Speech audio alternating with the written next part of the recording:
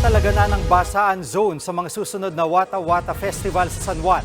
Yan ay matapos ulanin ng reklamong LGU mula sa mga naperwisyong residente at motorista. Nasa frontline ng balitang yan si Gerard de la Peña. Sa kuha ng CCTV sa Barangay Bati, San Juan itong Lunes, makikita ang delivery rider na ito na nakatigil sa isang kalye habang ipinagdiriwang ang Wata Wata Festival.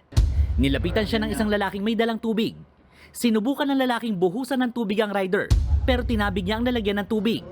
Tila napikon ng lalaki matapos matapon na ibubuhos niya sana ng tubig, kaya hinampas niya ang rider sa ulo. Hindi gumanti ang biktima at umalis na lang sa lugar. Dahil sa nangyari, personal na dumulog sa San Juan City Police ang delivery rider na nagpatago sa pangalang Rico para magreklamo. Nagsabi po ako na, boss, wag po muna kasi mababasa po yung cellphone ko. At binasa pa rin po ako hanggang po yung cellphone ko po ay nasira kasi nabasa po ng tubig. Pagkabasa niya po sa akin, napamura po ako kasi nabasa yung cellphone ko. Pagkatapos po nun, ayun na po, inampas po ako dito sa ulo. Siguro, nagalit po siya kasi hinarang ko po yung tubig na binabasa niya sa akin kasi nga po, iniingatan ko yung cellphone ko na mabasa. Ayun nga po, nabasa yung cellphone ko, nasira. Sinamahan ni San Juan Mayor Francis Zamora si Rico sa City Prosecutor's Office para formal na magsampa ng reklamo. Nakuha na raw nila ang pagkakakilanlan ng lalaking nanapak kay Rico. Posible raw makasuhan ng suspect ng unjust vexation, slander at malicious mischief dahil sa pananakit at pagkasira ng gamit ng rider tulad ng kanyang cellphone. May iba pa raw na individual na nagbigay ng impormasyon sa alkalde tungkol sa iba pang nanakit at nanggulo sa Wata Wata Festival.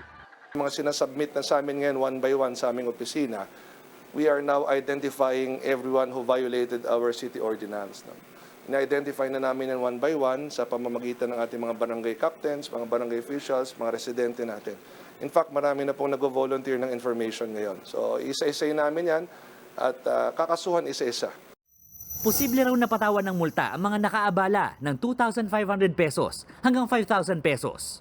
Sa ilalim ng ordinansa ng San Juan City, ipinagbabawal ang puwersahang pagbubukas ng mga sasakyan para mambasa ng mga pasahero. Bawal din ang pananakot o pananakit ng mga individual. Pinuna naman ni Senator J.V. Ejercito na dati ring alkalde ng San Juan ang naging gulo sa festival ngayong taon. Aniya, dati walang ganitong gulo sa Wata Wata. May pagkukulang daw ang liderato ngayon ng lungsod. Kahit inako ni Mayor Zamora ang responsibilidad, hindi raw bago ang ganitong mga insidente. Kaya nga raw nagkaroon ng mga ordinansa tungkol sa pagdaraos ng Wata Wata Festival dahil dito.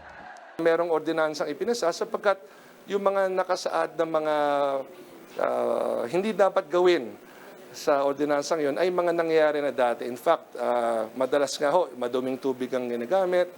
Para maiwasan ng gulo sa mga susunod na Wata Wata Festival, magtatalaga na raw ng basaan zones ang San Juan City.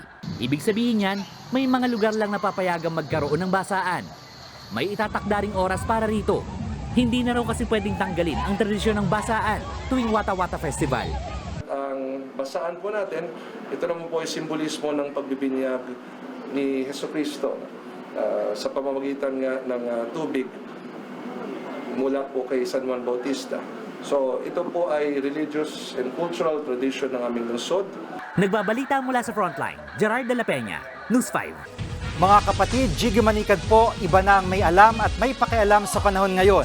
Para sa konkreto, kumpleto at komprehensibong balitaan sa Frontline, mag-follow at mag-subscribe sa social media pages ng News 5.